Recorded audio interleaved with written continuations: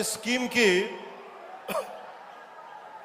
ఈ రోజున మాట్లాడితే గత పాలకులు మళ్ళీ రౌడిజం చేయడానికో గుండాగర్దీ చేయడానికో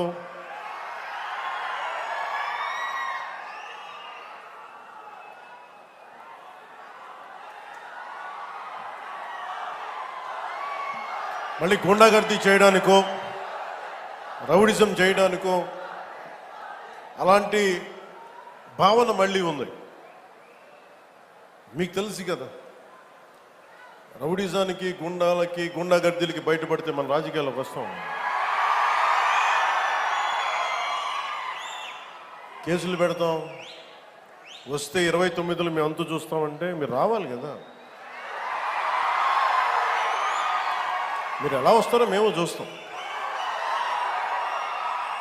నాకు వారి మీద, వైసీపీ నాయకుల మీద ఈరోజు చెప్తున్నాను, మొదటి నుంచి చెప్తున్నాను, వ్యక్తిగతంగా నాకు ఎవరి మీద కక్ష ఉండదు. మనస్ఫూర్తిగా నా గుండెల మీద ఆత్మసాక్షిగా చెప్తా, నాకు ఎవరి మీద కోపం ఉండదు. కానీ మీరు సగటు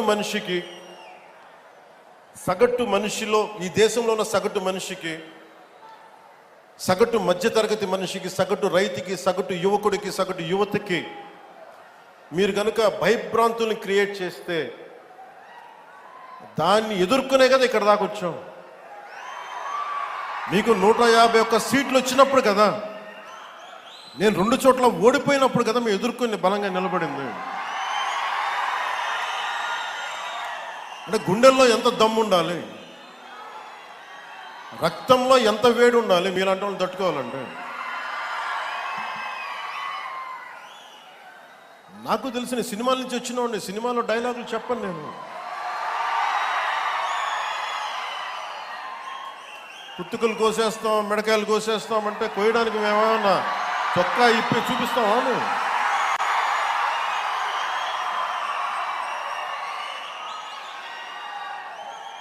నేను సినిమాలో డైలాగులు చెప్పడానికి కూడా ఇబ్బంది పడతా.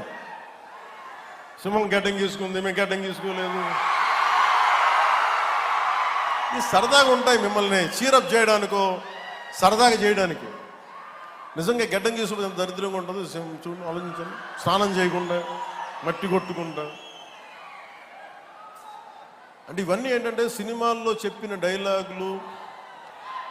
అవి ఎందుకు చెప్తున్నానంటే సందర్భానుసారంగా చెప్తున్నాను.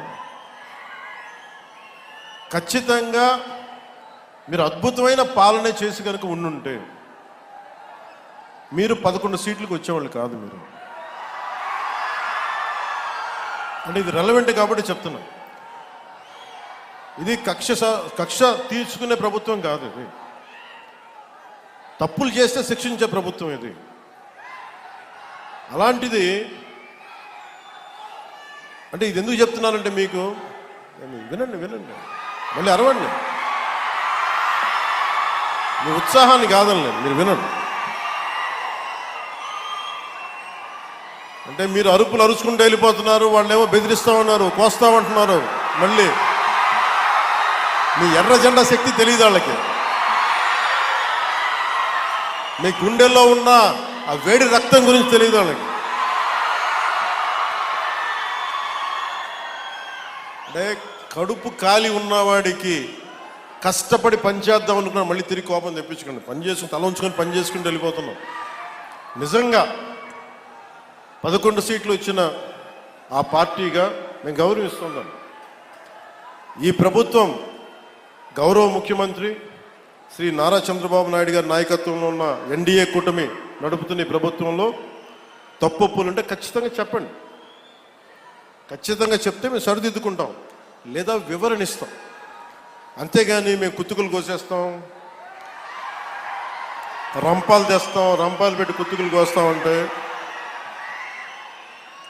మీకు తెలుసు కదా, అలాంటి వాటికి తాటాకి చప్పుళ్ళకి మేము భయపడం.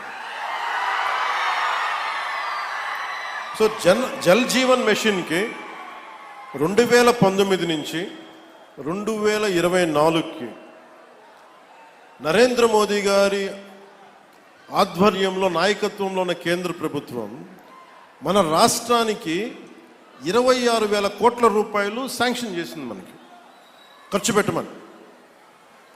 మీరు ఊహించండి ఎంత ఖర్చు పెట్టారో వీళ్ళు. 26,000 కోట్లు మొత్తం ఇస్తామంటే